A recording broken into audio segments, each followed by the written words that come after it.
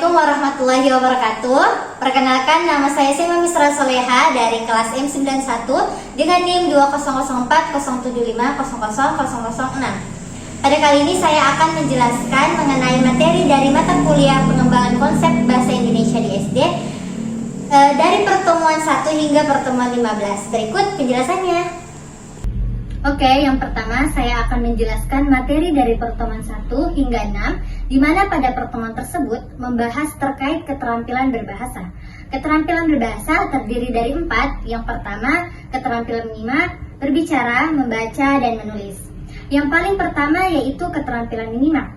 Keterampilan menyimak merupakan keterampilan yang paling utama atau paling awal dalam keterampilan berbahasa. Nah, ada 3 tahapan dalam keterampilan menyimak, yaitu yang pertama adalah mendengar.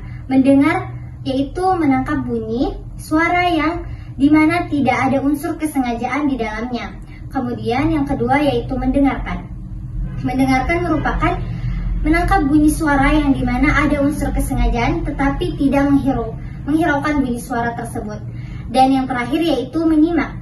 Menyimak merupakan keterampilan menangkap bunyi yang dimana terdapat unsur kesengajaan dan dapat memberikan feedback. Selanjutnya keterampilan berbicara merupakan keterampilan kedua setelah keterampilan menyimak.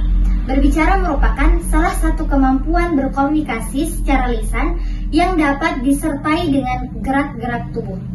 Keterampilan berbicara memiliki tujuan, yaitu yang pertama untuk menghibur, yang kedua untuk menginformasikan, yang ketiga untuk menstimulasi, yang keempat untuk meyakinkan, dan yang terakhir menggerakkan. Oke, dan selanjutnya keterampilan membaca merupakan keterampilan ketiga dalam keterampilan berbahasa. Membaca merupakan proses yang dilakukan dan digunakan oleh pembaca untuk memperoleh pesan penulis melalui bahasa tulis.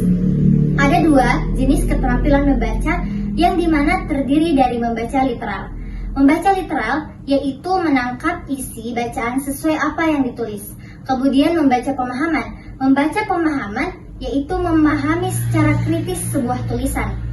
Oke, dan yang terakhir yaitu keterampilan menulis. Keterampilan menulis yaitu memindahkan bahasa ke dalam wujud tulisan.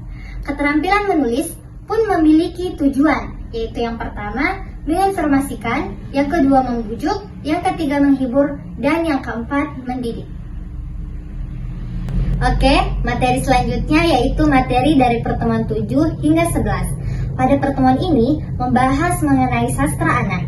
Sastra anak meliputi semua jenis penulisan kreatif dan imajinatif yang khusus untuk dibaca dan menghibur anak-anak. Sastra anak terdiri dari puisi, prosa, dan drama. Yang pertama yaitu puisi. Puisi adalah bentuk sastra yang menggunakan bahasa yang padat, ritmis, dan seringkali mengandung keindahan serta makna yang dalam. Selanjutnya prosa. Prosa adalah bentuk sastra yang menggunakan kalimat-kalimat biasa seperti yang digunakan dalam percakapan sehari-hari. Prosa biasanya digunakan dalam cerita pendek, novel, esai, atau naskah drama. Dan yang terakhir yaitu drama. Drama adalah bentuk sastra yang ditulis dalam bentuk dialog dan ditujukan untuk dipentaskan di atas panggung. Oke, baik, selanjutnya materi dari pertemuan 12 hingga pertemuan 15, yang dimana pada pertemuan ini membahas mengenai keterampilan menulis non-fiksi, yaitu surat, karya ilmiah, resensi, dan buku laporan.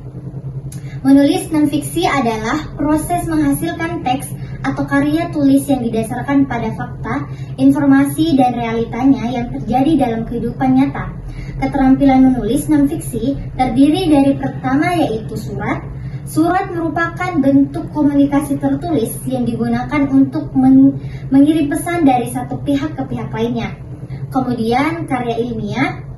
Karya ilmiah adalah suatu kerangka yang disusun atau ditulis secara sistematis dan bersifat ilmiah.